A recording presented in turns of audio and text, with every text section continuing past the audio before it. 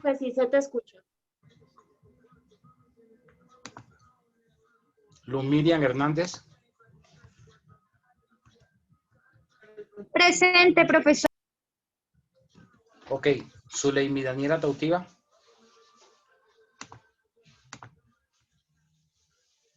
Presente, doctor. Buenas noches. Buenas noches. Bruce McMaster. Doctor, buenas noches, presente. Ok, buenas noches.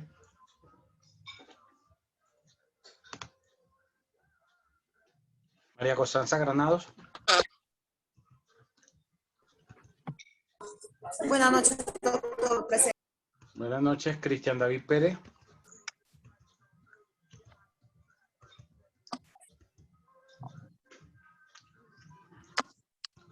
Cristian David Pérez. Doctor, que ya se conecta, que tiene una pequeña falla con el audio. Ok. José Alejandro Castillo.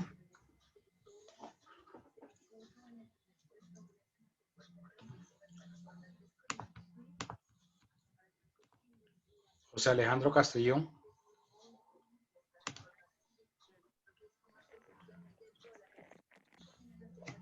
Ricardo Alfaro Betancur. Doctor, buenas noches. Buenas noches, Pedro Antonio Romero. Pedro Antonio Romero. Doctor, muy buenas noches. Cordial saludo para todas y todos. Buenas noches, Julián Montañez. Julián Montañez.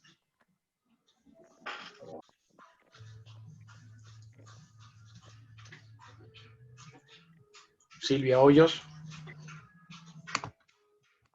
Presente, doctor. Buenas noches. Buenas noches.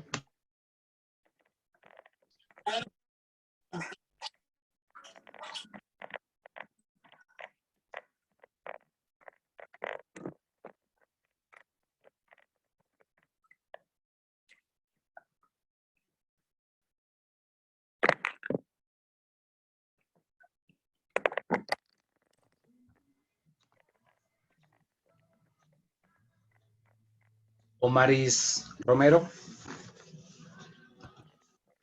Buenas noches, presente. Buenas noches, Ana Cristina Garzón. Doctor, buenas noches. Presente. Buenas noches, Oscar Cortés.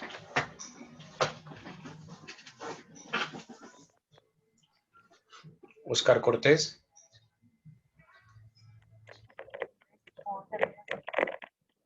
Luz Mari Suárez. Luz Mari Suárez.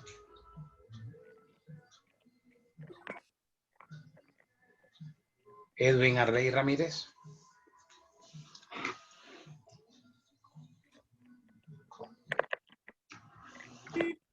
Edwin Arley. Ya se conecta, doctor. Tiene problemas con el audio. Presente, profesor. Ok. Guillermo Salamanca. Sí, ya te escuché, Ramírez. Guillermo Salamanca.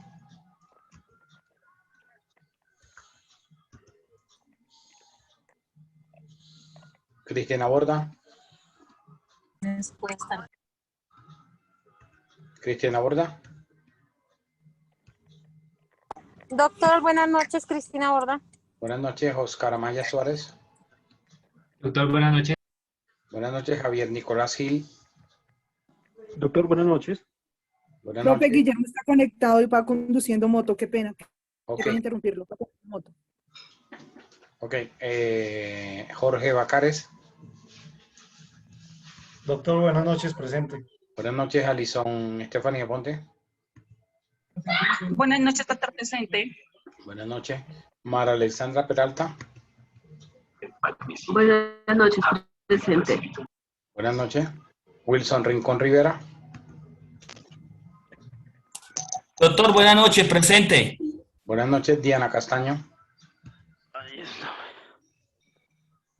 Diana Castaño. Gloria Muñoz. Buenas noches, doctor presente. Buenas noches, Dairo Bonilla. Doctor, muy buenas noches, presente. Buenas noches, Janet Rodríguez González. Buenas noches, doctor, presente, gracias. Buenas noches, Lady Diana Rubiano.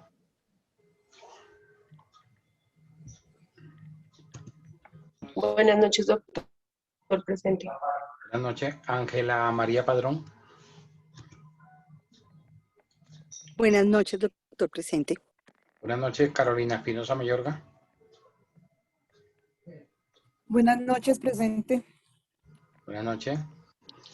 Albey Rodríguez Márquez.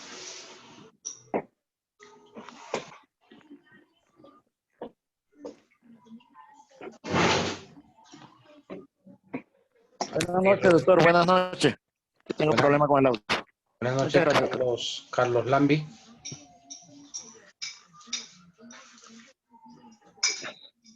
Carlos Lambi.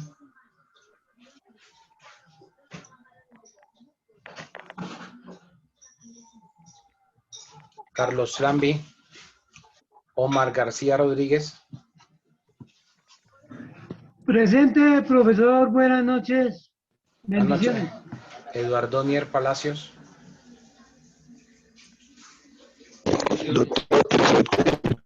Ok. Ruth Yolima Sisa.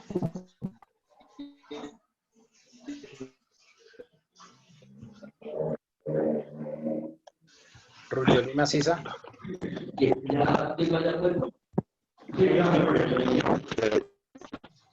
Doctor, tiene problemas con el audio, ya se conecta. Ok. Lambi, micrófono, Lambi.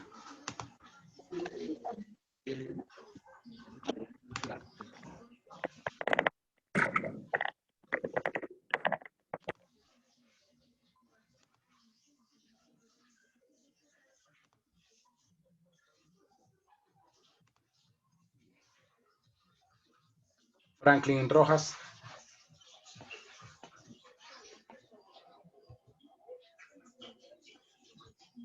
Franklin Rojas. Luis Carlos Daza. Doctor, muy buenas noches, presente. Buenas noches. Jamie Paola Castellanos. Hola, profe, buenas noches. Buenas noches, Diana Murcia Cardoso. Buenas noches, doctor presente. Buenas noches, Carlos Hernán Díaz. Presente, profesor, buenas noches. Buenas noches, Viviana Esguerra. Buenas noches, doctor, presente. Buenas noches, Mónica Alexandra Colmenares. Buenas noches, presente. Buenas noches, Saide García. Buenas noches, doctor presente. Buenas noches, Lady Joana Cepeda.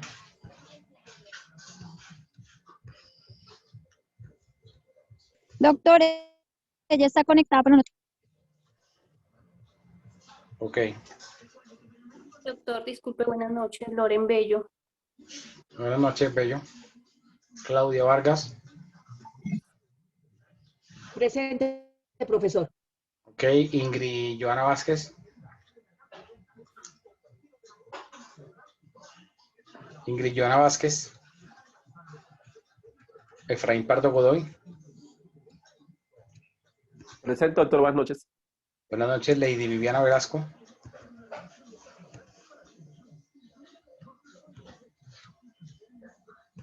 Lady Viviana Velasco. Joana Alexandra Bernal. Profe, Lady Viviana tiene problemas de conexión, ya se conecta. Ok. Profe José Alejandro Castrillo, presente. Ok, José. Acevedo Ángela María. Presente, doctor. Buenas noches. Buenas noches. Mayerly Araque. Presente, doctor. Ok. Luis Eduardo Benítez. Buenas noches, profe. Presente. Buenas noches, Cindy Cataño.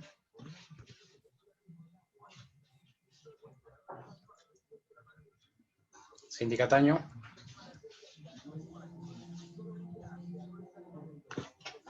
Willington Cagua.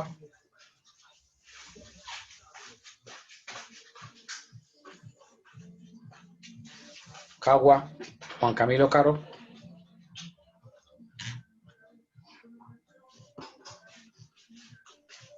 Juan Camilo Caro, Angie Catherine Gómez. Presente, profe. Ok. Jesús Eduardo Gómez. Doctor, buenas noches. Presente. Buenas noches, Daniel Alberto Granados.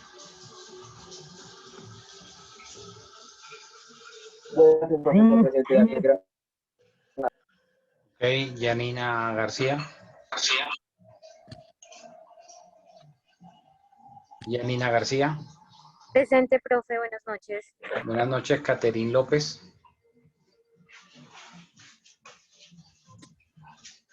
Hola, profe, buenas noches. Buenas noches. Presente. William Marroquín. Profe, buenas noches, Will Marroquín. Buenas noches, Diana Montoya.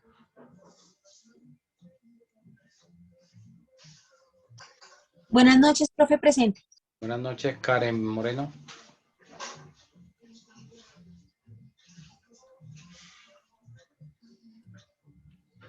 Karen Moreno. Marisa Navarro. Buenas noches, profe. Buenas noches, Mayra Oviedo. Buenas noches, profe. Buenas noches, Juan David Prieto. Buenas noches, profesor. Presente. Buenas noches, Uber Pedraza. Profesor, buenas noches, presente. Buenas noches, Camilo Rey. Doctor, buenas noches, presente. Buenas noches, Joné Rubiano Mesa. Buenas noches, doctor, presente. Buenas noches, Nayibe Mit. Buenas noches, doctor. Presente. Buenas noches, Felipe Vargas. Felipe Vargas. Doctor, buenas noches. Presente. Buenas noches, Wilfredo Zárate. Buenas noches. Buenas noches. Ok. Bueno. Doctor, yo creo que yo no alcancé a buenas contestar. noches. Diana Castaño. No alcancé a activar el audio. Bueno, A mí me pasó escriban ahí. el profe Luz Marisol.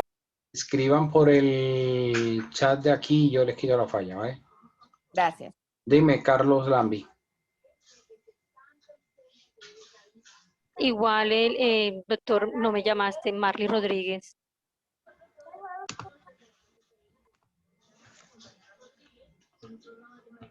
Marley Rodríguez, ya va. Yo estoy seguro que las otras dos personas sí. No, doctor, buenas noches. Era para decir que estoy conectado, doctor.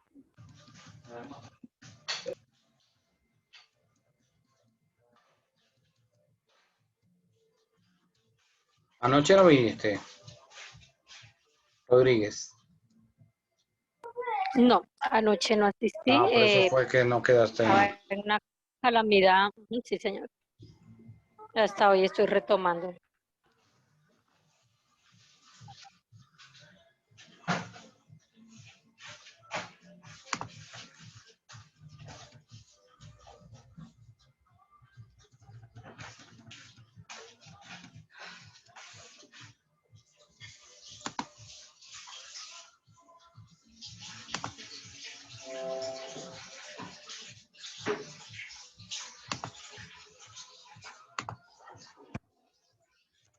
¿Rodríguez qué? Rodríguez Santos, Marley Lucía.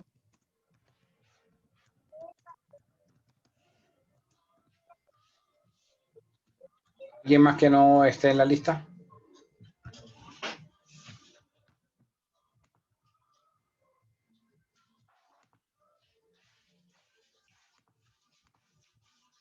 Bueno.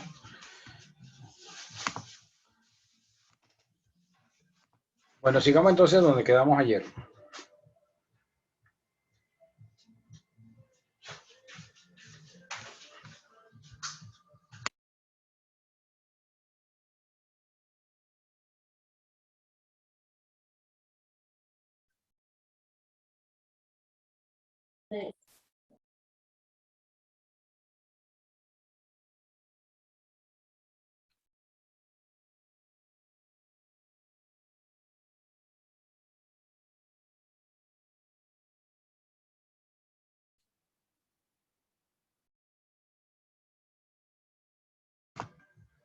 Bueno,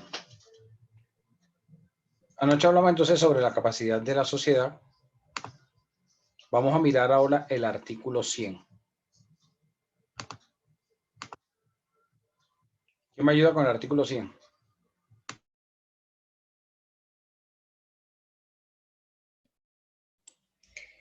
Se tendrán como comerciales para todos los efectos legales las sociedades que se formen para la ejecución de actos o empresas mercantiles. Si la empresa social comprende actos mercantiles y actos que no tengan esta calidad, la sociedad será comercial. Las sociedades que no contemplen en su objeto social actos mercantiles serán civiles.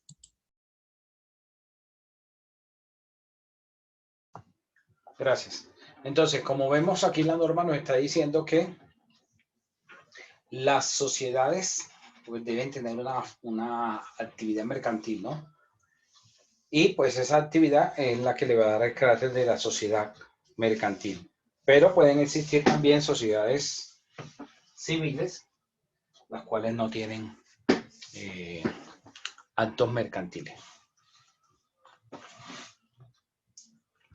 De todas maneras, en ambas situaciones van a regirse por el Código de Comercio, por estas reglas en cuanto a lo que tiene que ver, por ejemplo, las sociedades civiles, en cuanto a lo que tiene que ver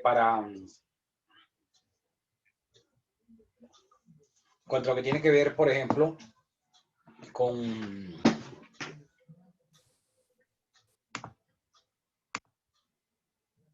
lo que tiene que ver, por ejemplo, con las convocatorias a las reuniones, con las reglas para determinar el quórum, todo eso, digamos la anticipación, los tipos de reuniones que se pueden dar, aplican estas reglas del Código de Comercio, no importa si es una sociedad civil.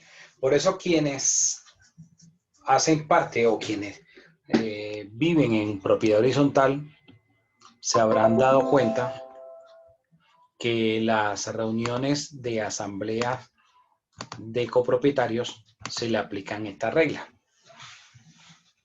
Tanto, por ejemplo, para la convocatoria como para por ejemplo, determinar el quórum para los tipos de reuniones, que sean ordinarias o reuniones extraordinarias, aplican todas estas reglas. ¿Quiénes viven acá en propiedad horizontal? Que hayan visto esto que estoy diciendo.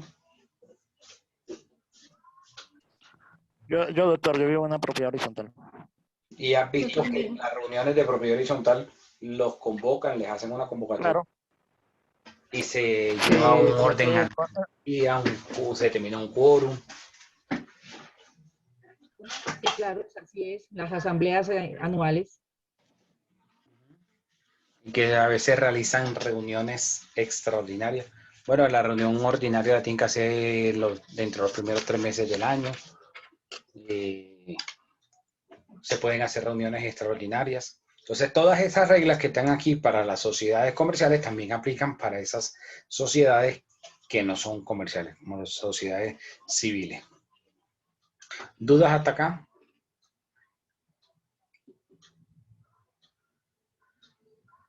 ¿Está todo claro entonces? Bueno, continuamos con el artículo 101. ¿Quién me ayuda con el artículo 101?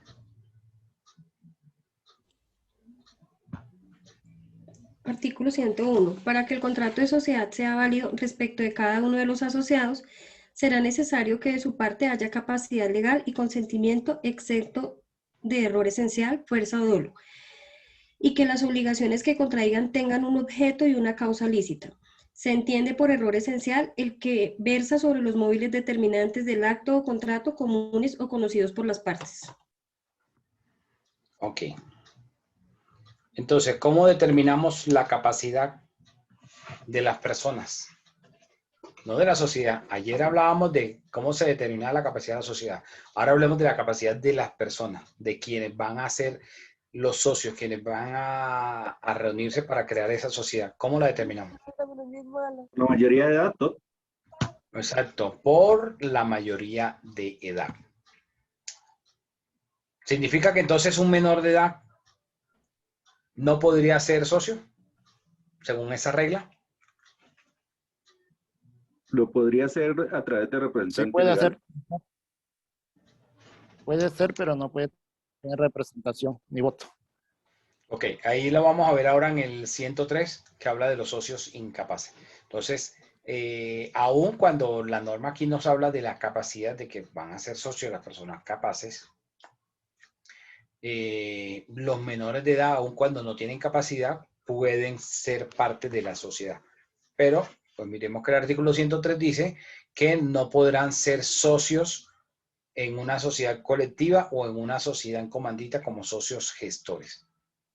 O sea, pueden ser socios en una sociedad en comandita, por ejemplo, por acciones, en una sociedad anónima, en una sociedad por acciones simplificadas, pueden ser socios, ¿ok? Porque ahí no van ellos a ejercer, digamos, no van a ser sujetos de actuaciones.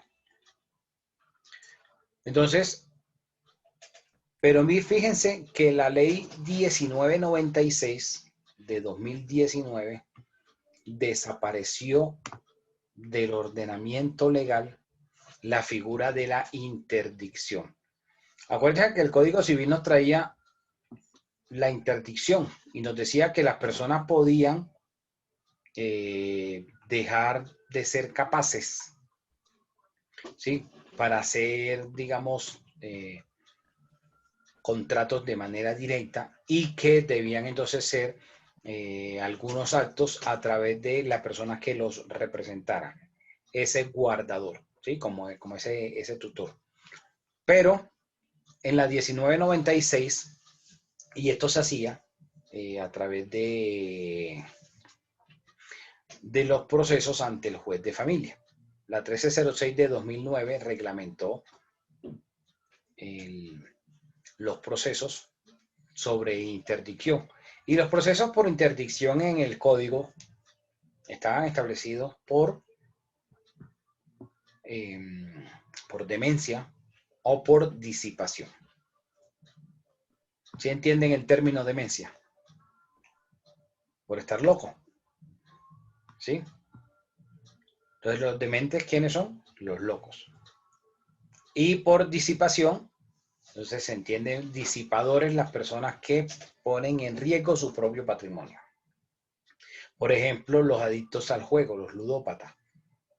Entonces podía los familiares acudir ante el juez, presentar la demanda para que el juez declarara interdicta a esa persona por disipadora y interdicción por disipación. Pero estos dos tipos de interdicción desaparecieron con la entrada en vigencia de la 1996 de 2019. Es reciente, de hace 2 años. Fue de finales de junio del 2019. O julio. ¿Sí? Tiene 2 años. Entonces, en esta norma desaparece esa figura. Significa que entonces ya no se va a tener que acudir ante el juez para que el juez declare a la persona interdicta que no puede realizar contratos por sí sola, sino que a través de un representante, de un guardador. Ojalá que no me deje oír. Y ahora se habla de la persona de apoyo. Entonces, para designar a la persona de apoyo, la persona de apoyo no es igual que lo que era el guardador, porque la persona de apoyo, como su nombre lo indica, lo que va a hacer es un apoyo, un acompañamiento. Significa que la persona va a conservar la capacidad. La persona va a seguir considerándose capaz. ¿Ustedes creen que podríamos hablar que una persona con síndrome de Down pudiera considerarse un incapaz? Sí, profe. No necesariamente, depende del grado, porque pues conozco casos de que han montado incluso empresa, pues eso depende como del grado que tenga la enfermedad, porque hay unos que sí son muy conscientes, hay unos que ya la condición es demasiado grave que realmente no podrían. Digamos que sí, Al principio pensaría como Silvia, ¿cierto? Que no podrían, en principio, ¿sí? Pero resulta que con la 1996 ya no se pueden hacer estos procesos de interdicción. Entonces se presume que pueden, a través del acompañamiento de esa persona o de esa persona de apoyo, podrían celebrar entonces los contratos. Independientemente si tiene una condición médica más gravosa que otro, ¿sí? Ahí no se va a ver de pronto tanto, en principio, para designar a la persona de apoyo esa situación. Ya esa situación se podrá valorar, digamos, médicamente. Entonces, esto es algo que irrumpió en el sistema legal de nosotros, al decir, bueno, ya desaparece, entonces prácticamente todo el mundo tendría capacidad.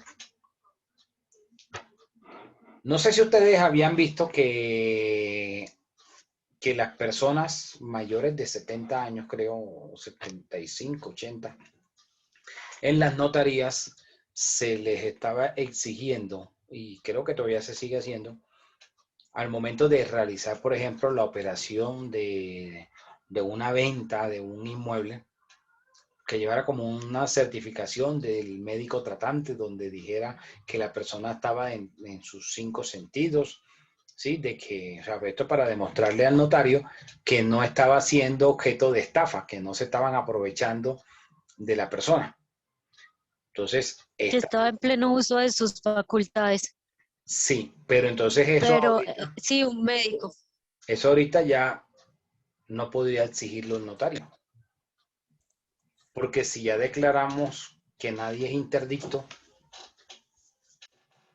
no podría exigirlo el notario.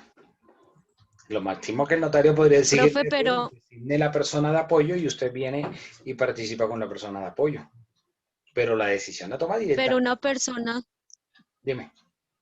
profe, pero una persona, por ejemplo, de 75, 80 años, que tenga como antecedentes de demencia senil o de principios de Alzheimer, pues no debería firmar cosas porque no está consciente, digo yo.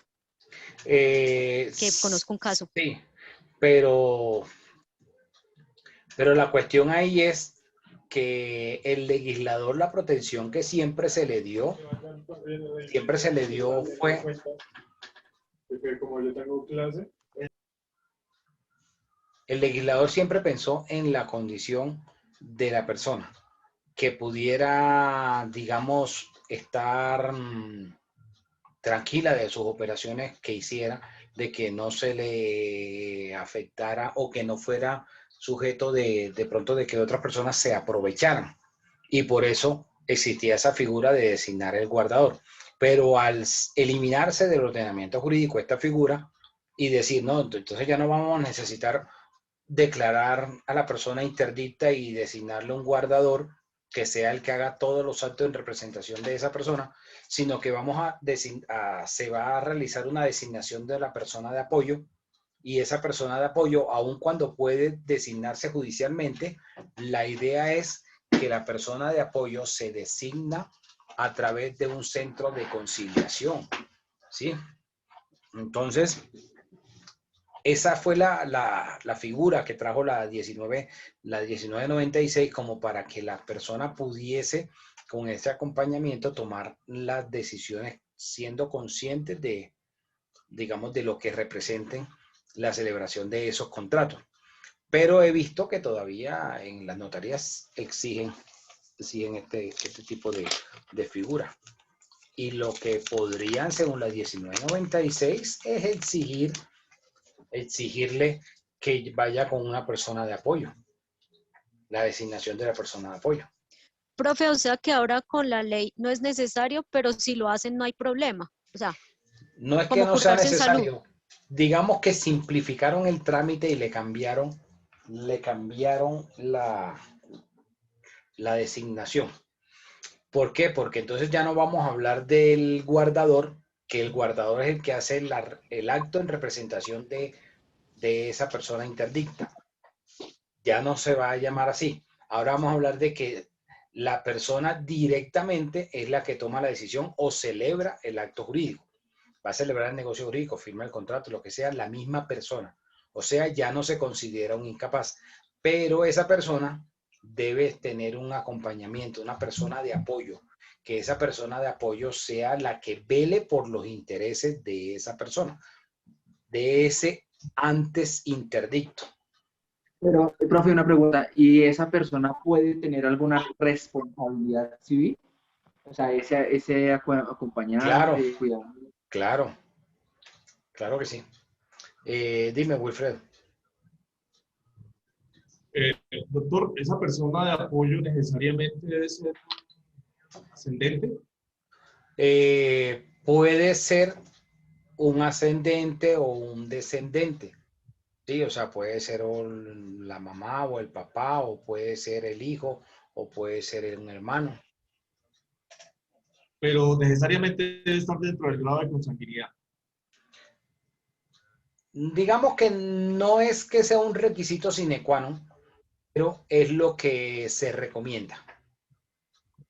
Yo sé que a veces las personas prefieren mejor hacer tratos con los que no son familia, con los que no tienen un lazo sanguíneo. Eso lo entiendo, pero el legislador no lo entendió así, porque para el legislador está el principio pues de que los herederos son los que van a velar por los actos que haga esa persona, los futuros herederos. Entonces pues van a tratar de que no realice negocios o actos donde ponga en peligro su patrimonio. Perfecto, gracias. ¿Ok? ¿Alguna otra pregunta? Doctor, ¿hasta qué punto, digamos, esa persona de apoyo puede hacer algo si no está de acuerdo o si ve que está sucediendo algo raro? O sea, como, ¿hasta dónde llega? Bueno, le va a recomendar, ¿sí? Y puede dejar la respectiva constancia en la celebración del documento. Pero quien toma la decisión es directamente la persona.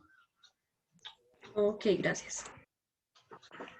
Porque ya esta persona de apoyo no está representando a la persona que antes se consideraba interdicta.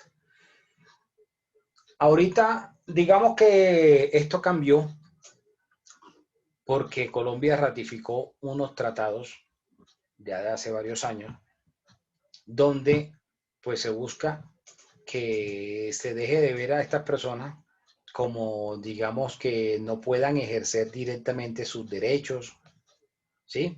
Y como que en algunos casos médicamente pues puedan dársele una mejor calidad de vida. Pero hay unos casos en que no es fácil. A mi juicio era mejor como estaba anteriormente. O sea, yo particularmente no estoy de acuerdo con la 1996. Pero es la ley. Lex dura lex. Entonces pues tenemos que cumplir la norma. Porque quizás era mucho más, digamos, desde el punto de vista de la protección del patrimonio, era mejor que el juez declarara judicialmente, porque es que esa declaración judicial no era de un día para otro. Esa declaración judicial era un proceso en el cual se presentaba una demanda, se aportaban unas pruebas, se practicaban, se escuchaban testimonios de los familiares y al final el juez tomaba la decisión de declarar a la persona interdicta y quedaba la anotación en el registro civil. Entonces ya cuando la persona iba a la notaría, como ya hace varios años existe la biometría, entonces si la persona tenía una anotación de una interdicción, al ir a la notaría a firmar una escritura pública o a autenticar un documento y al pasar la cédula de esa persona que había sido declarada interdicta, al pasarla por estos controles de seguridad de la registraduría, de una vez aparecía la alerta de que esa persona tenía una anotación de interdicción y no podía realizar ese acto. Pero ahorita, pues, no sucede. Entonces, eso me parece que no es tan protector de esa persona en esas condiciones especiales. Y más que hay muchos casos en los cuales médicamente o científicamente la persona no se puede recuperar. Por ejemplo, una persona que tenga esta enfermedad mental, esquizofrenia. O sea, la esquizofrenia puede tener un tratamiento, pero la esquizofrenia no se cura. Y tiene que tener un, digamos, como un estricto control médico. Bueno, eso frente a la capacidad de las personas.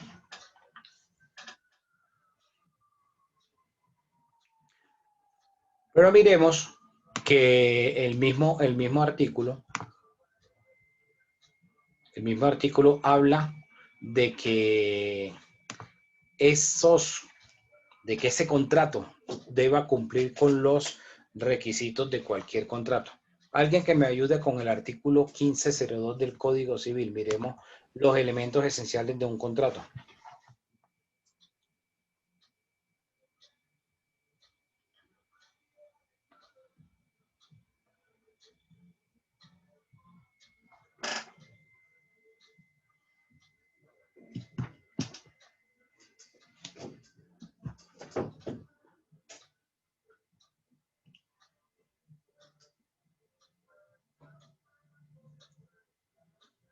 Profe, 1502. Ajá. Dice requisitos para obligarse. Para que una persona se obligue a otra por un acto de declaración de voluntad es necesario. Primero, que sea legalmente capaz. Segundo, que consienta en dicho acto o declaración y su consentimiento no adolezca de vicio. Tercero, que recaiga sobre un objeto lícito. Cuarto, que tenga una causa lícita. La capacidad legal de una persona consiste en poderse obligar por sí misma sin el ministerio o la autorización de otro. Ok. Entonces, que el objeto sea lícito. Y hablando del contrato de sociedad, ¿cómo demostraríamos que el contrato de sociedad fuera lícito? ¿Cómo sería esa licitud para el contrato de sociedad?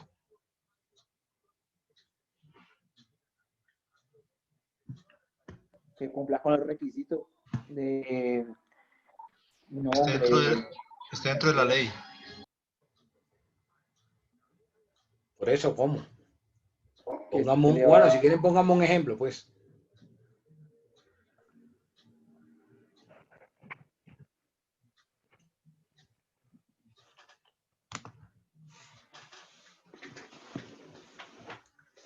A ver, ¿quién se quiere ganar un 0,5 para el primer parcial? Profe, que esté legalmente constituido. No, estamos apenas hablando del documento, del contrato, de los estatutos. ¿Cómo saber que es un objeto lícito? Entonces, ¿cómo decir que el objeto sea lícito? Que no esté prohibido por la norma. Lo primero, doctor, es que la persona sea capaz, las dos partes que van a constituir el contrato, y que esté amparado por la ley, las normas. Y Ya que se le sea olvidó lícito. la clase de ayer. Que la actividad... Por eso que tengan la capacidad, actividades- que tengan la capacidad las personas. No, ojo, que las actividades Ajá. que vayan a desarrollar no estén prohibidas por la ley. Por eso En es el que objeto, se me claro. olvidó Sí. ya la En el objeto. clase de anoche. Libres de vicios, libres de vicios, doctor, libres de vicios. Paso de las tasas que Ojo, la pregunta era, ¿cómo podríamos nosotros decir que en este contrato de sociedad que están haciendo los socios, entonces se cumple con el requisito de que el objeto sea lícito? Y podríamos decir que el objeto sería lícito porque la actividad que están colocando, que van a desarrollar esas actividades mercantiles, no están prohibidas por la ley. Entonces, si no está prohibido, el objeto es lícito. Sí, esa actividad que dicen que van a hacer. Porque qué tal que entonces digan, que se reúnen X, Y, Z y constituyen una sociedad y van a decir la oficina del municipio, pongamos un municipio, un nombre así para no herir susceptibilidades, de Pénjamo, la oficina de Pénjamo. Entonces, Los servicios que van a ofrecer la oficina de Pénjamo va a ser cobrar las deudas, digamos que las personas vayan y le entreguen un cheque, una letra para cobrar, y entonces utilizarán métodos para que la gente pague, agrediéndolos físicamente, intimidándolos, secuestrándolos y cometiendo toda esa cantidad de delitos o cualquier otro delito que ustedes quieran. Entonces no podría una sociedad decir que esa sería la actividad, porque estaría yendo en contra de la ley, en contra de la ley penal, porque agredir a otra persona, ocasionarle las lesiones personales, eso es un delito. Secuestrarlo también es un delito, ¿sí? Hacerle amenazas, intimidaciones también es un delito. Entonces, esas actividades que va a decir la sociedad en su objeto social, si no están prohibidas por la ley, el objeto va a ser lícito. O sea, va a estar permitida esas actividades.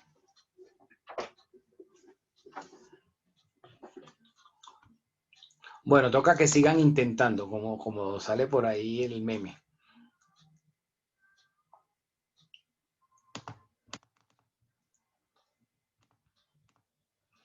Bueno, yo hago otra pregunta. A ver, otro intento. Yo hago otra pregunta. A ver si están en la juega.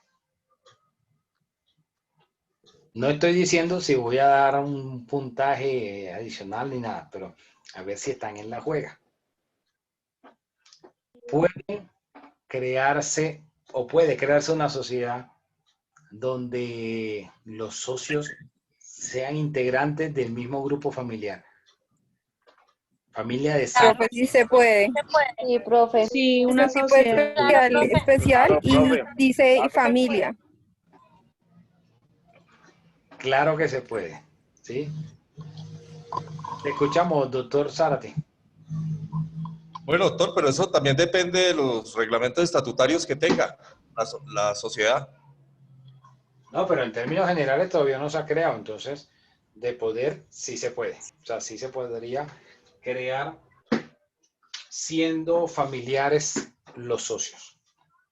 El Código de Comercio lo permite, ¿no? Igual Sí, también. ya vamos a mirar el artículo, sí. El 102, sí, señor. Y el 1258 también, ¿cierto, doctor? La 1258, la de la SAS, sí, también. Bueno, muy bien.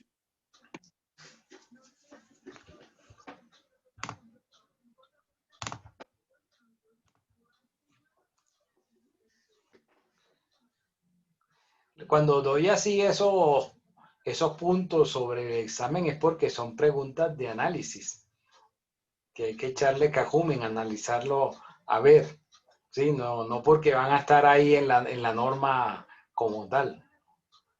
Bueno, miremos el artículo 102. ¿Quién me ayuda con el 102? ¿Será válida? Dale, Wilfredo, tranquilo. Vale, listo, gracias, Dani. ¿Será válida la sociedad entre padres e hijos o entre cónyuges, aunque unos y otros sean los únicos asociados?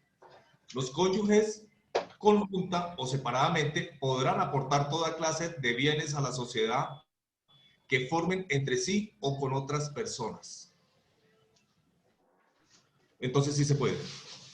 Claro, aquí está el respaldo legal. Entonces, sí, no importa si los socios son los esposos y los hijos, ¿sí? Perfectamente, o si son solo los esposos, o si son solo los hermanos, ¿ok? Es válido. En Colombia es cultural también, ¿no, profe? Que se organicen sociedades así. Sí, es muy común que hayan sociedades. Normalmente no sabría qué porcentajes, pero si nosotros miramos las MIPYMES, dentro del concepto de las MIPYMES, o la clasificación de las MIPYMES, las micros y pequeñas empresas están conformadas por familiares, por los esposos o por hermanos o por padres e hijos o por primos.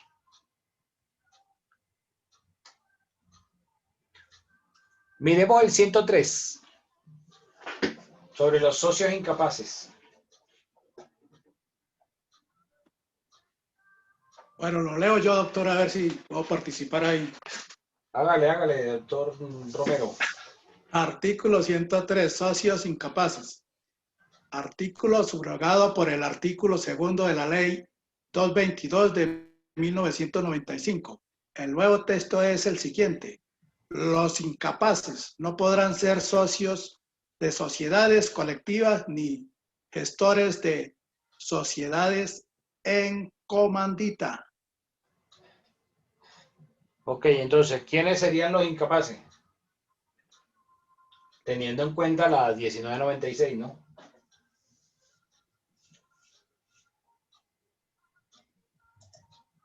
¿Decía el profe que los dementes? No podrían, o sea, serían considerados aquí los incapaces los menores de edad.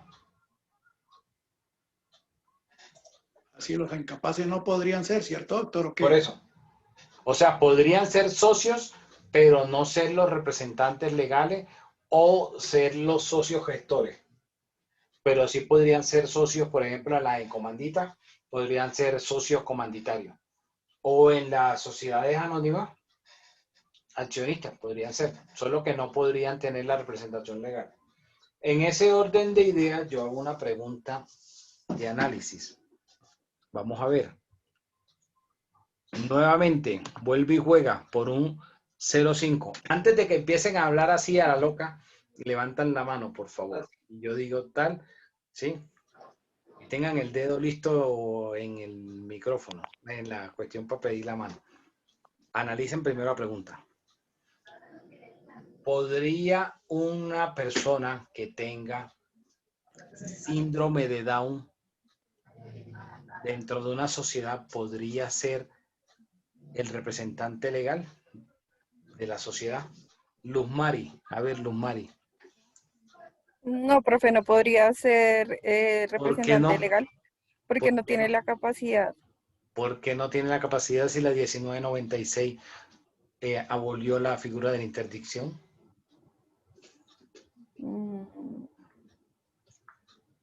Pero pues digamos que no tendría la capacidad de conciencia. O en el derecho, acuérdate, o es blanco o es negro, no puede ser gris. O se es o no se es, no puede ser a medias. A ver, Albey. Sí, sí se puede, doctor, porque los que no se pueden son los impuber. Entonces, en ese caso sí puede. Y además tendría el apoyo de un representante legal. Ibas bien y ahí la embarraste. A ver, Diana Murcia. Dale, doctor. Sí, profe, porque pues como ya lo mencionó, la 1946 eliminó la figura de incapaz y solamente se consideran incapaces por los interditos, perdón, y solamente se consideran incapaces los menores de edad.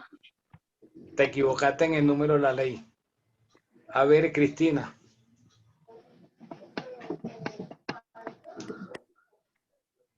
Doctor, sí, buenas noches. Sí, considero que sí, doctor, porque pues como lo nombra el artículo, no es necesario que, no, o sea, no habla de interdicción, sino solamente de la mayoría de edad. Entonces sí podría ser el representante legal. Pero es que el artículo no es que estaba mal, porque el interdicto era un incapaz, igual. Pero ya se abolió, ya no está tipificado como Ajá, tal pero que. la respuesta quedó ahí a media. A ver, Ángela María. Doctor, yo digo que sí se puede porque pues se abolió la interdicción y se habla que la persona que sería incapaz son los menores de edad y los dementes. Y una persona en condición de Down no es demente. Es que el demente ya no es incapaz tampoco, según la 1996. A ver, William Marroquín.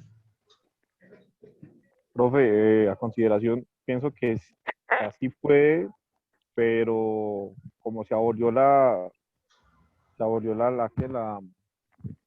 norma, pues lo puede ejecutar sin ningún problema. O sea, no, ni siquiera tendría que tener el tutor o representante. O sea, A sí lo ver, podría Dairo. representar. Doctor, pues yo creería que sí puede, teniendo en cuenta la ley que abolió lo de los incapaces, desde que esté acompañado desde que esté con el apoyo judicial, desde que esté con él. Exacto, muy bien, más 0,5 para el doctor Dairo Javier. Esa es la clave. Si dijimos que la norma, que la 1996-2019, eliminó del ordenamiento jurídico la interdicción, entonces una persona con síndrome de Down, si cuenta con la persona de apoyo, perfectamente puede ser el representante legal. ¿Sí? No habría norma que lo prohibiera. Ahora, que ustedes digan, bueno, si esa persona tenga la idoneidad para ejercer el cargo, ya eso es otro paseo, ¿sí? Pero no habría restricción legal, ¿ok? Si ya está en las mejores condiciones y con la capacidad para desempeñar ese cargo de la mejor forma, eso es otra cosa, ¿ok? Y como le dijo alguien hace un rato, pues ahí hemos visto ejemplos de personas con síndrome de Down que se han superado y que por lo menos estudian, ya adquieren título profesional. Entonces, no tendría la restricción, ¿ok? Miren que es una pregunta de análisis y es que cuando ustedes estén ejerciendo, que lleguen a la oficina del doctor Pedro Romero, no le van a decir, oiga, doctor Pedro Romero, defíname qué es un contrato de sociedad. No, le van a llevar una situación y entonces tiene que analizarlo. ¿Qué norma aplicaría? Si se podría, cómo se podría hacer, cuál sería el mejor escenario. Es una cuestión de análisis. Entonces, actualmente con la 1996 se abrió la posibilidad para que pudiera este tipo de situaciones presentarse. Ahora, que los socios designen a alguien con esta condición de salud en la representación legal, bueno, ya eso es otra cosa. Pero fíjense que sé que hay normas que ya son bastante antiguas, donde le dan beneficios, por ejemplo, a las empresas que tienen contratadas personas en condición de discapacidad. Personas que normalmente no podrían conseguir trabajo fácilmente. Entonces, las empresas que le dan trabajos, ¿sí? Que le generan, digamos, condiciones laborales dignas, les dan creo que tienen derecho como que a unos descuentos tributarios o unas excepciones en algunos casos muy puntuales. La idea del legislador es que las personas no se sientan excluidas, que no se sientan discriminadas. Algo ahí como una anécdota. Ustedes no sé si han escuchado que existe un decálogo del abogado. ¿Saben qué es un decálogo, no? Como decir los 10 mandamientos del abogado. Ustedes lo pueden buscar por internet, decálogo del abogado, y ahí le va a aparecer los 10 mandamientos del abogado. Y les va a decir uno de esos mandamientos, no recuerdo si es el 6, uno de esos mandamientos, que el abogado, cuando se encuentra en una situación donde el derecho que está representando no sea justo, debe buscar por la justicia o debe velar por la justicia. ¿Qué significa eso? Que el derecho o que las normas muchas veces no van a ser justas, pero es la norma. ¿Sí? Entonces, eso para que lo tengan ahí presente. ¿Dudas, preguntas o aportes frente a la situación de los socios, que la norma habla de socios? Doctor Larios, qué pena una pregunta. ¿Esa norma cuándo salió? ¿Cuál? ¿Cuál? ¿La de la interdicción o cuál? La que levanta la interdicción, doctor. La 1996. 1996 del 2019. Es reciente, es de hace 2 años. Muchas gracias, doctor. Es más, ahorita a finales del año pasado, ahorita en el 2020, el gobierno reglamentó a través del Ministerio de Justicia la norma. Y dentro de la reglamentación está el procedimiento, cómo se debe hacer por parte de los centros de conciliación para que a través de una audiencia de conciliación la persona pueda designar, o sea, quien está en esa condición pueda designar la persona de apoyo. Es algo nuevo. Es algo nuevo. Doctor, con Ricardo Alfaro, pero yendo, digamos, a la práctica, digamos que en el fondo se sigue manteniendo la misma figura, porque siempre va a requerir de un apoyo, sino que lo único que varía es que ya puede ser autónomo, ¿no? Para designarlo. Bueno, pero no es lo mismo, o sea, es parecido. Es parecido porque antes no tomaba la decisión directamente esa persona interdicta, sino era el guardador. El guardador era el que tomaba la decisión y celebraba el contrato en nombre de él. Ahorita lo hace directamente la persona con el acompañamiento. Él, digamos, la mayor novedad. Eso que hace lo hace con un acompañamiento y que ya no necesita acudir ante el juez y adelantar un proceso largo para que el juez saque la sentencia declarando la interdicción. Dime, Ángela.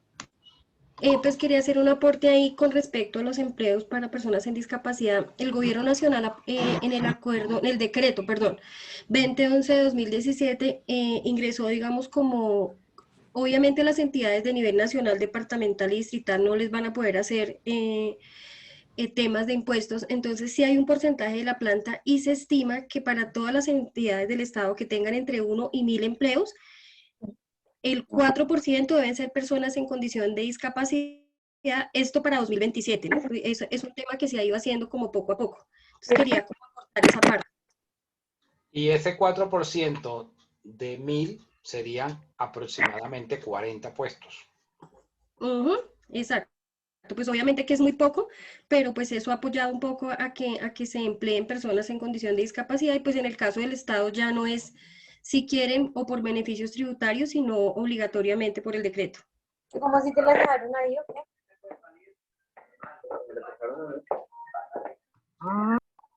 Profe, una pregunta. Dime. Digamos, en el caso de que una persona haya sido declarada interdicta con la ley antigua y que haya, sí señor, y que haya tenido y que tenga su curador y todo como lo decía la ley, en este momento esa persona sigue con su curador, todo como lo indicaba la ley, o sea, cómo actúa en este momento esa persona, digamos, en el caso de que el curador tenga algún desfalco, alguna... La ley anomalía. dejó sin efecto todas esas sentencias judiciales. Y la norma, en su momento, cuando se promulgó, apenas tuvo la sanción presidencial, la norma fue muy clara y dijo que se suspendían todos los procesos que ya cursaban. Y conozco varios casos en los cuales ya estaban para sentencia y incluso algunos con sentencia y quedaron sin efectos y se aplicaban estas nuevas reglas de la norma. Es decir, profe, esta persona en este momento ya está cubierta bajo la ley, la 1996. Y no tiene, digamos, tiene ya su autonomía para mandar en sus bienes.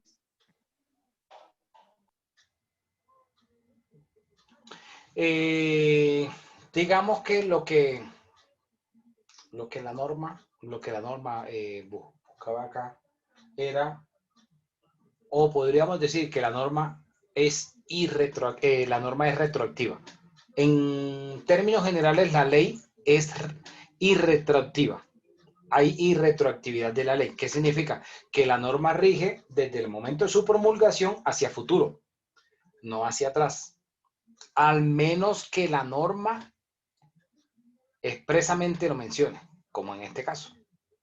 Porque los procesos que ya estaban en curso y las sentencias que ya habían, al momento de promulgarse la norma, o sea, ya tendrían que respetarse las reglas anteriores, pero el legislador estableció de que quedaban sin efectos y que se aplicaban estas disposiciones de la 1996. Ok, profe. O sea que si el curador desfalcó al otro pues ya se quedó sin efecto. No, porque igualito si el guardador cometió, digamos, un abuso, ¿sí? Dentro de esa gestión, igual se le podría exigir las acciones o podrían iniciarse las acciones legales para buscar que se declarara la responsabilidad y que se indemnizara a la persona afectada. Perfecto, profe. Gracias. Ok.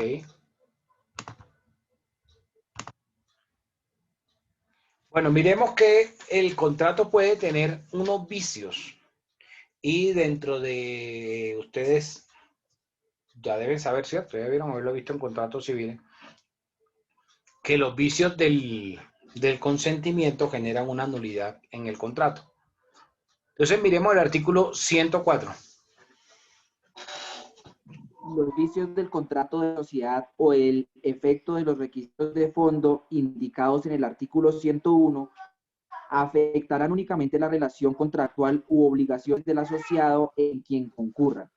La incapacidad relativa y los vicios del consentimiento solo producirán nulidad relativa del contrato, la incapacidad absoluta y la ilicitud del objeto o de la causa producirán nulidad absoluta. Habrá objeto ilícito cuando las prestaciones a que se obliguen los asociados o la empresa o la actividad social sean contrarias a la ley o al orden público. Habrá causa ilícita cuando los móviles que induzcan a la celebración del contrato contrarien la ley o el orden público y sean comunes o conocidos por todos los socios. Ok.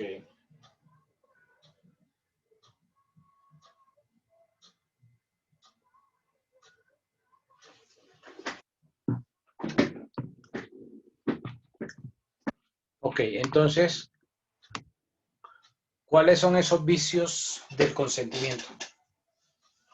¿Recuerdan cuáles son?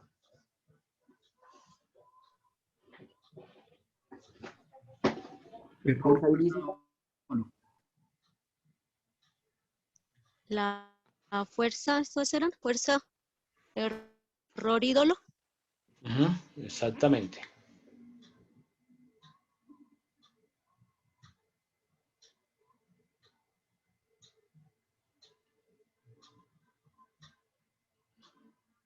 Profe, pero la ley no es específica en, bueno, el artículo, cuál es la nulidad relativa y la nulidad absoluta, ¿no?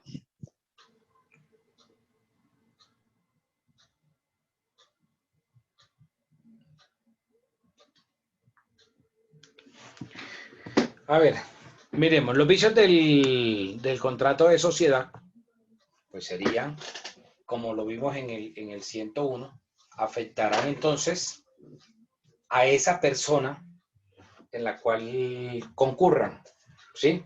Es decir, si uno de los socios, por ejemplo, uno de los socios fuera un incapaz, eso no afecta o no deja sin efectos el contrato de sociedad. Igualito la sociedad va a existir, solo que va a tener ese vicio o esa nulidad respecto de ese socio. Entonces, ¿qué tendría que hacer la sociedad? Reemplazar el socio. Pero la sociedad igual existiría. No dejaría de existir por esa situación de uno de los socios. ¿Ok? Entonces se afectará únicamente a esa persona en la cual se presenta esa situación. Los vicios del conocimiento, o del consentimiento, perdón, los vicios del consentimiento, ¿recuerdan cuáles son? El error, la fuerza y el dolo. Esos vicios del consentimiento, así como esa incapacidad relativa, también generarían la situación de la nulidad del contrato. Ahora, aquí hay dos situaciones diferentes. Cuando hablamos de la nulidad relativa, ¿cómo podríamos considerar nosotros que se diera un vicio del contrato de sociedad por una incapacidad relativa?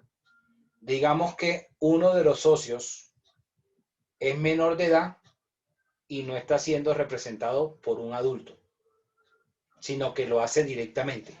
Ahí se genera una incapacidad relativa, lo cual va a generar una nulidad relativa del contrato. Significa que puede sanearse. ¿Cómo sanearíamos esa nulidad relativa del contrato? Poniéndole un tutor. Con la respectiva autorización de la persona que lo representa, sea del papá o de la mamá, ¿verdad? Con esa persona adulta que la representa, que manifieste o que esté asumiendo la representación de ese menor, con eso queda saneada esa nulidad relativa. Pero pueden darse nulidades o incapacidades absolutas, ¿sí? Y esas nulidades absolutas, como por ejemplo la ilicitud del objeto, como ponía el ejemplo ahorita, que se creara una sociedad en el municipio de Pénjamo para que dentro de esas actividades se hiciera una oficina de cobranzas utilizando métodos coercitivos, utilizando la fuerza para hacer que las personas pagaran esas obligaciones. Esa sería una ilicitud del objeto, o sea que eso no se puede sanear. Eso generaría una nulidad absoluta. No hay forma de sanear. Lo que está en contra de la ley. Exacto, porque va en contra de la norma, ¿verdad?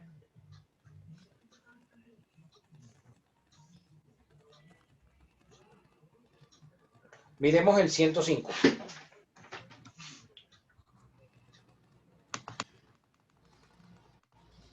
La nulidad por ilicitud del objeto. Ya. La nulidad por licitud del objeto o de la causa podrá alegarse como acción o como excepción por cualquiera de los asociados o por cualquier tercero que tenga interés en ello. Los terceros de buena fe podrán hacer efectivos sus derechos contra la sociedad, sin que los asociados les sea admisible oponer la nulidad. En caso de nulidad proveniente de objeto o causa ilícitos, los asociados no podrán pedir la restitución de sus aportes y los bienes aportados por ellos, así como los beneficios que pueden corresponderles, serán entregados a la Junta Departamental de Beneficencia del lugar del domicilio social, o a falta de esta, en dicho lugar se entregará a la Junta que funcione en el lugar más próximo. Los asociados y quienes actúen como administradores responderán limitada y solidariamente por el pasivo externo y por los perjuicios causados. Además, quedarán inhabilitados para ejercer el comercio por el término de 10 años desde la declaratoria de la nulidad absoluta. Ok. ¿Quién me pone un ejemplo?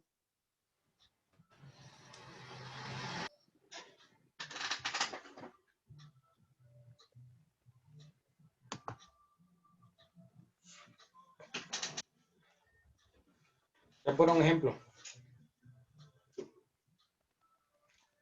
A ver, si de pronto la tercera es la vencida. Profe, ¿puede ser que en la que se nombre de representante legal un menor?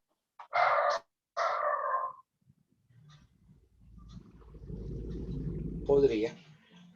Una persona muerta, ¿Cómo así lo de la persona muerta? pues sí, así como sacan créditos con las personas muertas, fallecidas, de pronto puedan abrir una empresa con una persona muerta, ¿no? Hacerse pasar como si estuviera viva, pero en realidad está muerta. ¿Qué imaginación? Podría ser también. Ah, mucha televisión, profe. Doctor, cuando una persona falsifica una empresa, en algún momento yo conocí un caso donde una persona creaba empresas con documentos falsos para estafar a bancos y eso. ¿Podría ser eso? ¿Un ilícito de los hechos? Pero ¿cómo sería entonces ahí los documentos falsos? O sea, ¿como qué tipo de documento?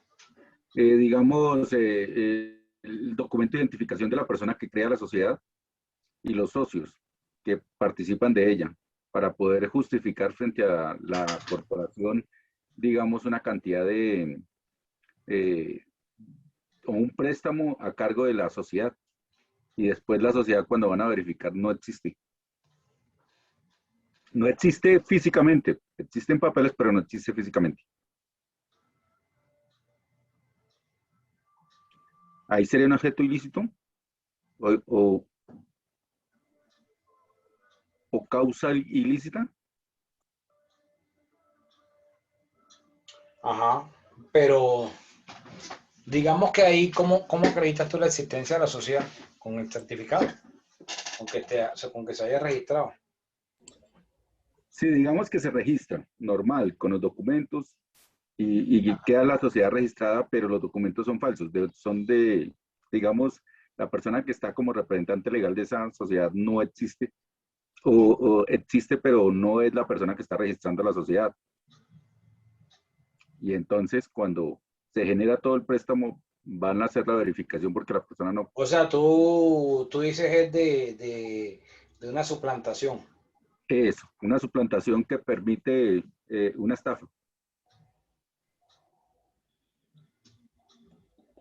Entonces ahí el objeto sería la estafa, sería creada con ese beneficio, digamos, con estafar, y eso va en contra de la ley. Profe, tengo una idea un poco loca. Por ejemplo, si yo, bueno, Claudia tiene su inmobiliaria, ¿cierto? Si entre ella y yo nos asociamos y creamos una sociedad que va a ser una inmobiliaria también, aparte, fuera de la que ella tiene. Pero resulta que nosotros estamos utilizando, bueno, yo puse un dinero, ella otro dinero, y estamos utilizando ese inmueble para guardar secuestrados, digámoslo así. Secuestraron a alguien y nosotros nos prestamos para eso. En ese caso, pues obviamente que el objeto sería ilícito y llegado el momento, lo que se haya recogido, los bienes y demás, los tendría que coger el Estado y ni ella ni yo podemos discutir eso porque el objeto de nuestra sociedad era ilícito. ¿Podría ser así? Pero es que una cosa sea el objeto y otra cosa, digamos, que después terminen diciendo que la actividad sea una y terminen haciendo otra. Ok. Son dos cosas diferentes. Profe, puede ser, por ejemplo, en el caso de algunas academias de conducción que entregan el pase de las personas por cierta cantidad de dinero y pues dejan pasar documentos como examen médicos adulterados.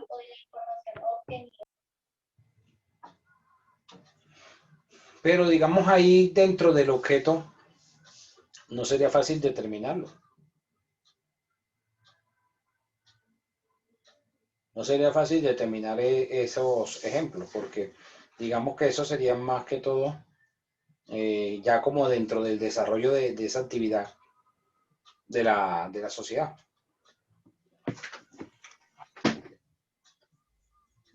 Y por ejemplo, aplicaría para esos centros de estética que, bueno, por fuera son masajes y bla, bla, bla, pero realmente lo que están haciendo es cirugías. ¿Eso aplicaría? Lo que pasa es que, bueno, hay que tener presente una cosa. Crear una sociedad, las personas van a decir el objeto, es decir, cuál es la actividad que se vayan a dedicar.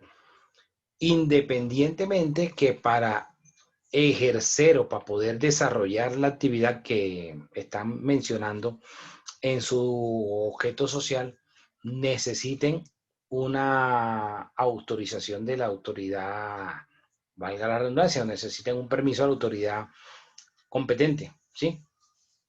Eso sería otra cosa completamente diferente. Digamos que Wilfredo Zárate crea una sociedad y coloca que el objeto va a ser transporte. Hace su registro en la Cámara de Comercio y le va a quedar registrada que la empresa Zárate, Transporte Zárate, SAS, es una empresa de transporte y que su objeto o su actividad va a ser el transporte de personas.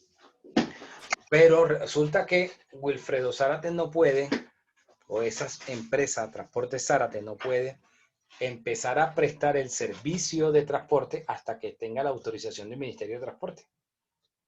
Entonces, Transporte Zárate SAS tendrá que hacer un trámite ante el Ministerio del Transporte para que le saquen la resolución habilitándole para la prestación de ese servicio de transporte de pasajeros, de transporte de personas. Pero no significa que el hecho de que no tenga esa licencia o esa autorización por parte del Ministerio de Transporte, no significa que la empresa no sea legal o que la actividad no sea legal, porque serían dos cosas diferentes. Una cosa es la habilitación para prestar esa actividad y otra cosa es haber sido creada la sociedad y que tenga esa finalidad.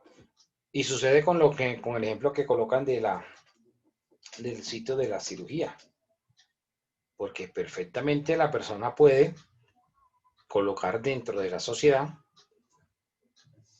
diferentes actividades, cirugías, tal. Otra cosa es que pueda tener la autorización por parte de la respectiva Secretaría de Salud, en este caso, para ofrecer ese servicio.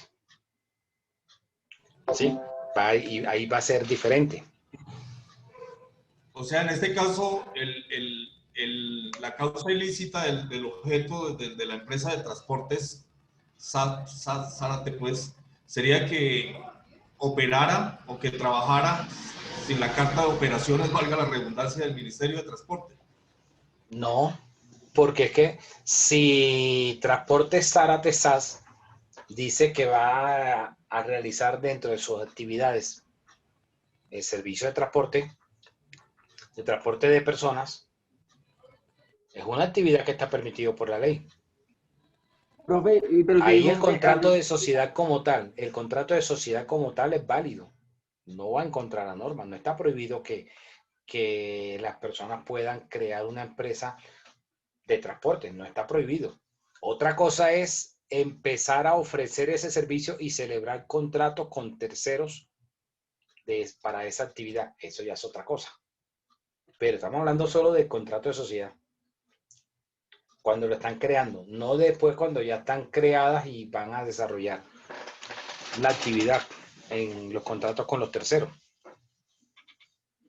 Sí, sí quedó claro esa parte. Sí, señor. Gracias. Estamos hablando del contrato del contrato de sociedad al momento de constituirse. En la creación. Exacto. Dime, Granados.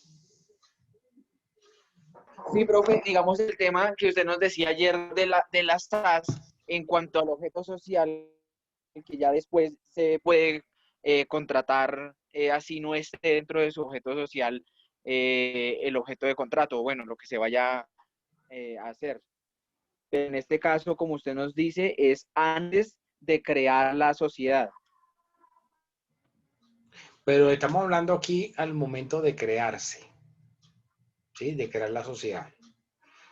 Y las SAS perfectamente pueden desarrollar la actividad de transporte, pero tienen que pedir igual el trámite al Ministerio de Transporte. Perfectamente.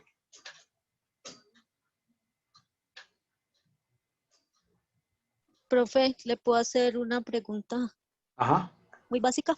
Dime. ¿Cuál sería la diferencia entre el objeto y la causa? Es decir, objeto lícito y causa ilícita, ¿cierto? Objeto lícito y causa lícita. Ambos lícitos. Exacto, objeto ilícito y causa ilícita. Pero ¿cuál es el objeto y cuál es la causa, profe? Qué pena. El objeto podríamos decir que es la finalidad. O sea, ¿qué es lo que esperan hacer finalmente? Y para lo que se crea la empresa, la final, ¿sí? Sí. Para lo que. Y Okay. la causa es la forma como van a lograr esa meta o esa finalidad. Es como el móvil, el vehículo por el cual van a lograr esa finalidad. Entonces, se puede decir, en el ejemplo de la oficina de Pénjamo, si el documento dice de constitución que la actividad va a ser cobranzas, ahí el objeto es lícito, está permitido por la ley.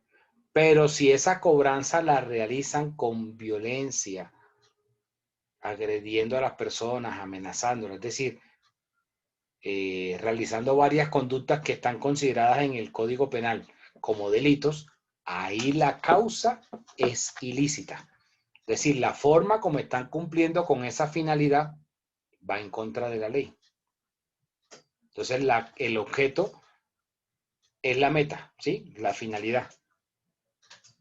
Y la causa es cómo logro esa finalidad, es decir, a través de qué medios alcanzo esa finalidad.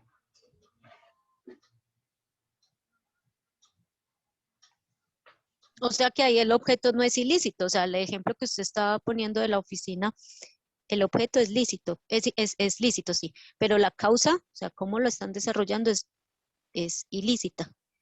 Exacto. Y para que el objeto sea ilícito. Para que el objeto sea ilícito sería, por ejemplo, que ofrecieran servicios de sicariato.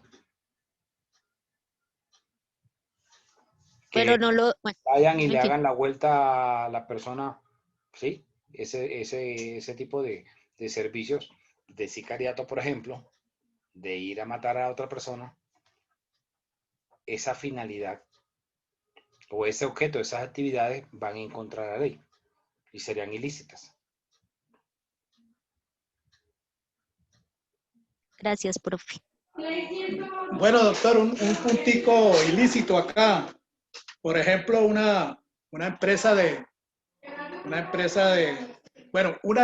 que tiene seguridad, por decir algo, tiene 10 guardas de seguridad.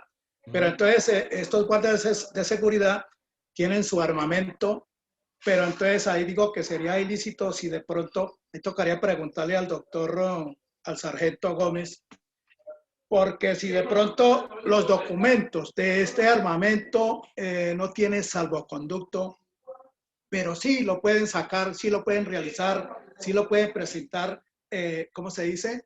Que puedan ejecutar el contrato. Sí, doctor, pero el documento es totalmente, no es transparente, sino es como sacar una copia. Voy yo a cualquier parte y hágame este radicado acá al salvoconducto. Es igual que el ejemplo que puse ahorita con Zárate. La diferencia es, se crea, el doctor Pedro Romero crea la empresa, la sociedad que va a tener dentro de su objeto social prestar servicios de vigilancia privada y seguridad. Esa actividad está permitida por la ley. Ahora, que la sociedad de vigilancia del doctor Romero tenga que solicitar un permiso, una licencia ante la Superintendencia de Vigilancia Privada para que le permitan utilizar, primero, ofrecer el servicio y segundo, poder tener eventualmente armas, ¿sí? Portar armas, eso es otra cosa. Ya eso sería en la ejecución de ese objeto, de esa actividad. Pero la actividad es permitida, la actividad estaría permitida por la ley. Otra cosa es que le den la autorización de la utilización o de la prestación del servicio, porque es que puede que se ofrezca, el servicio de vigilancia sin armamento, así como ocurre en los barrios. ¿Sí han visto los vigilantes de los barrios que tienen un bastón de mando, un bolillo, como lo de los policías? Ellos lo hacen de manera artesanal, pero no están organizados como empresas, muchos de ellos. Y si fueran y crearan una empresa de vigilancia sería válido. Y aun cuando no utilizaran armas de fuego, cuando utilizaran esos bastones de mando, también tendrían que tener el permiso de la superintendencia para prestar ese servicio de seguridad privada. En todos los eventos, cualquiera que sea la modalidad de la seguridad privada que vayan a ofrecer, tiene que tener la autorización de la Superintendencia de Vigilancia y Seguridad Privada, que es la autoridad administrativa que se encarga de dar esos permisos, esa licencia. Pero sí sería válido. Gracias, doctor. Okay. Efraín Pardo, iba a preguntar algo. No, doctor, ya quedó claro el tema, gracias. Ok. Entonces nos vemos el día lunes. Espero que tengan un buen fin de semana, que puedan leer mucho el día domingo, muchas columnas. Y el día lunes vamos a hablar sobre ya el documento de constitución como tal. O sea, vamos a mirar el contenido que dice el artículo 110, los requisitos mínimos que debe llevar el documento de constitución de la sociedad, los estatutos. Y ya con eso ustedes empiezan a trabajar sus estatutos, los estatutos de la sociedad que van a crear. Y vamos a mirar la elaboración del acta, cómo se elabora el acta, ¿ok? Bueno, profe. Doctor, muchas gracias. Vale, profe, Que gracias. descanse. Buenas noches para todos. Gracias a todos, que estén muy bien. Bueno, doctor, buenas noches, gracias. Ok, feliz fin de semana. Gracias, muy amable.